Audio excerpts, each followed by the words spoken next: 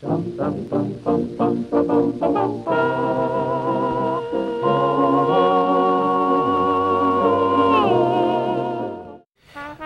nila na ang unang taon ang sukatan ng klase ng pamamahala ng isang gobyerno.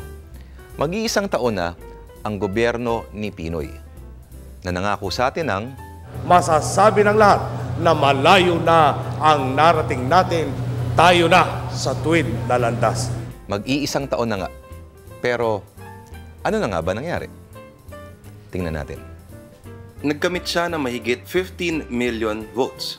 Na-excite ang lahat nang umalis si ate after 9 years. Pero makalipas ang isang taon, sa dinami-dami ng iskandalong nangyari sa nakaraang administrasyon, wala pa rin kahit isang napaparusahan.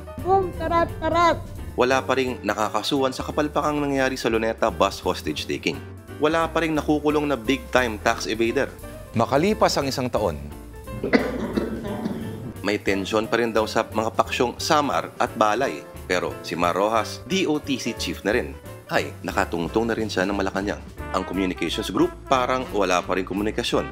Hanggang ngayon, wala pa rin nangyayari sa paglilitis ng mga ampatuan. makalipas ang isang taon, galit ang mga aktivista dahil wala raw ginawa para sa edukasyon ang bagong pamahalaan. Tinaasan pa raw ng CHED ang tuition ng maraming kolehiyo. 11.3 milyong Pilipino ang walang trabaho. makalipas ang isang taon.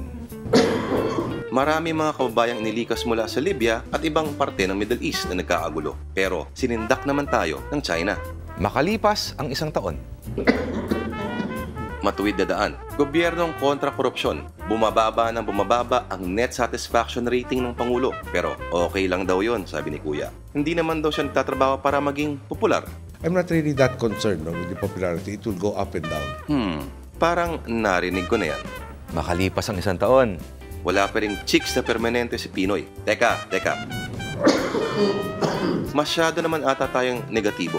Let's focus on the good side naman. At least, yung isang utol, medyo nanahimik na yata. Hindi talaga ako makikialam at hindi ako magsasalita. Buti naman. makalipas ang isang taon. Lagi pa rin sinisisi ng administrasyong ito ang nakaraang rehimen ni Gloria Arroyo. Dito magwawakas ang pumumunong manhid sa mga daing ng taong bayan.